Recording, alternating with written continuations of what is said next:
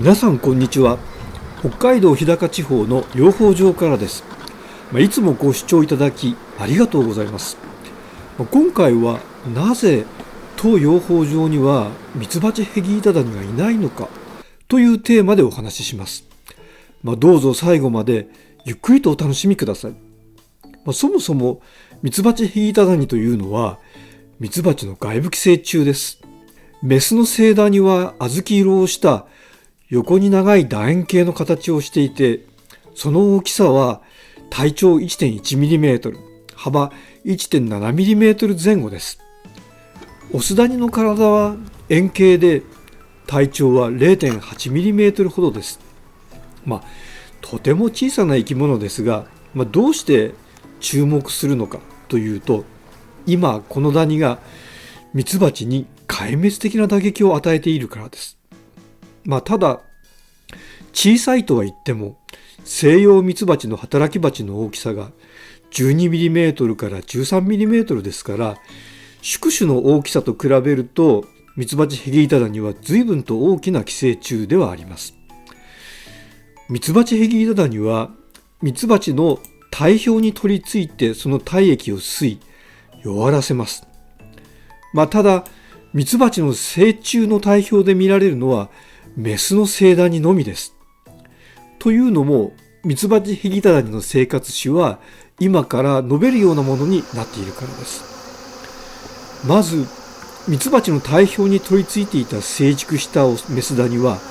産卵の時期になると蓋がされる直前のミツバチの幼虫の巣房の中へと潜り込みます。侵入する場所は働き蜂の幼虫の巣房よりもオスバチの幼虫の巣房の方をより好むようです。巣房の中に入った後でメスダニは一旦は仮死状態になりますが、巣房に蓋がされて巣房が閉鎖された空間になる頃に活動を再開します。そしてミツバチの幼虫がさなぎになる頃にそのお腹に穴を開けて体液を吸い始めます。それ以降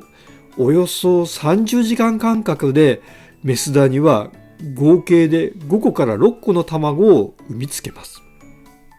卵から孵化した幼虫の子ダニは4回の脱皮を経て成虫になります。生まれてくるダニにはオスもメスもいます。子ダニはさなぎとなった宿主の体液を母ダニと一緒に吸いながら成長します。子ダニが成熟すると宿主のミツバチが羽化するまで蓋がされた巣房の中で母ダニも交えて交尾を行います。その後宿主のミツバチが羽化する際に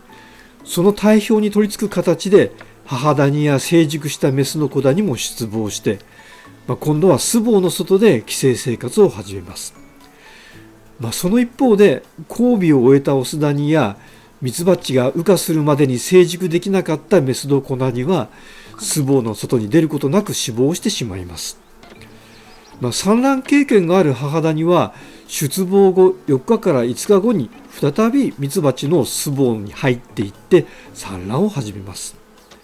産卵経験がないメスダニは10日から11日後にミツバチの巣房の中に入ります。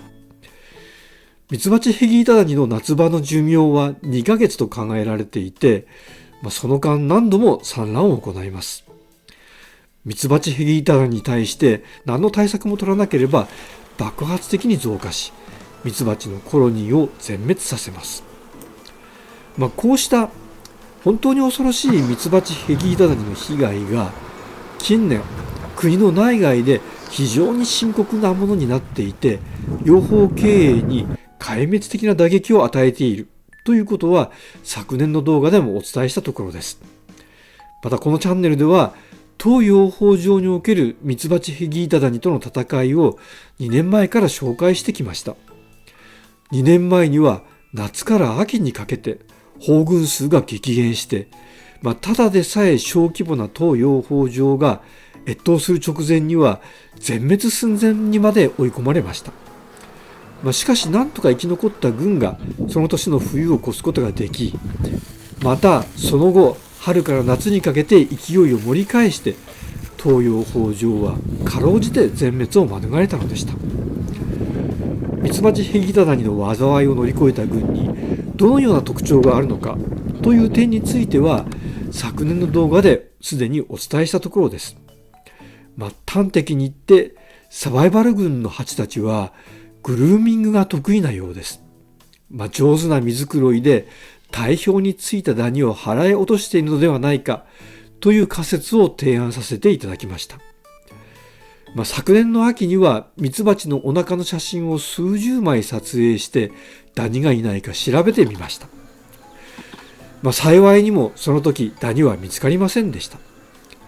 そして今年になってからも今のところ東養蜂場ではダニの姿は見かけていません。結局ここ1年間以上ミツバチヘギギタダニを確認していません。このように東洋北条でミツバチヘギギタダニの動きがここしばらく落ち着いているので、世間一般でもミツバチヘギギタダニが過去のものになったのかというとそういうことではどうやら全くないようです。ミツバチヘギギタダニに関する公的機関による調査は私見たことがないので人伝えの話から判断するとミツバチヘギギタダニの被害は一昨年よりも昨年の方が深刻で年を追ってひどくなっているというのが巷の状況のようです。それではどうして当養蜂場では一昨年の大きな山を越えた後でミツバチヘギギタダニの被害は収束してしまったのでしょうか。これについては先ほどグルーミング好きの軍が生き残ったのではないかという仮説を提案させていただきました。逆に言うとグルーミングの嫌いな軍はダニによって淘汰されてしまったということです。しかしここでもう一つの仮説を提案させていただきたいと思います。それは寒冷地における越冬が結果としてダニの駆除に有効ではないかという考え方です。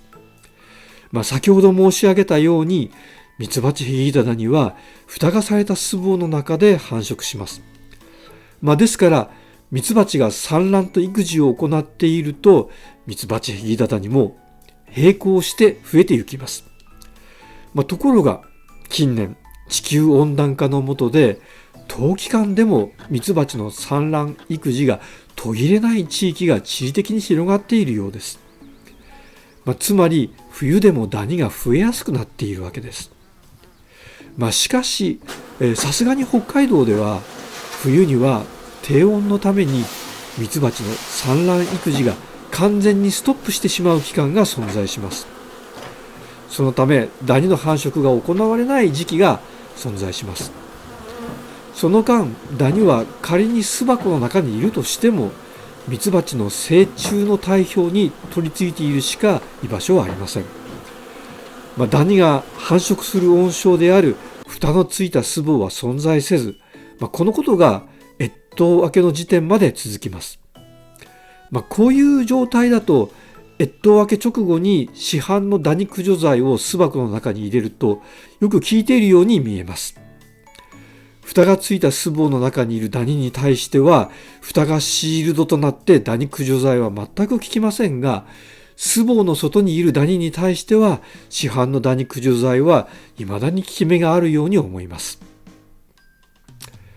さてダニの話はここまでにして最後に先ほどから映像を流している今回撮影を行った4月下旬の養蜂場の雰囲気をお伝えしましょう。前回の4月中旬には柳の開花をお伝えしましたが、その盛りは早過ぎてしまったようです。代わって前回はまだ点在しているに過ぎなかったタンポポの花が面的な広がりを見せ始めています。そして山では冬枯れの一面の茶色の中に拳の花の白や山桜の花の淡いピンク色が彩りを与えています。そしてよく見ると新緑が燃え始めています。北国でも本格的な春の訪れがようやく始まろうとしているところです。前回なかなか個体数が増えないと述べていた群でもようやく蜂の数が増え始めました。他方ですでに個体数が多かった群は依然として絶好調で蜂の数が増え続けています。この軍はそろそろ二段軍にするか、それとも割り出して人口分布するかの選択を迫られる時期に来ています。はい、今回は東洋北条で昨年からダニを見かけないのはどうしてなのかというテーマを中心にお話ししました。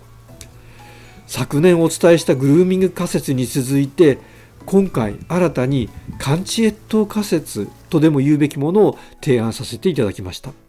これら2つの仮説は一方が他方を否定するものではないので、おそらく両方の要因が共に作用してダニが抑えられているのではないかと思っています。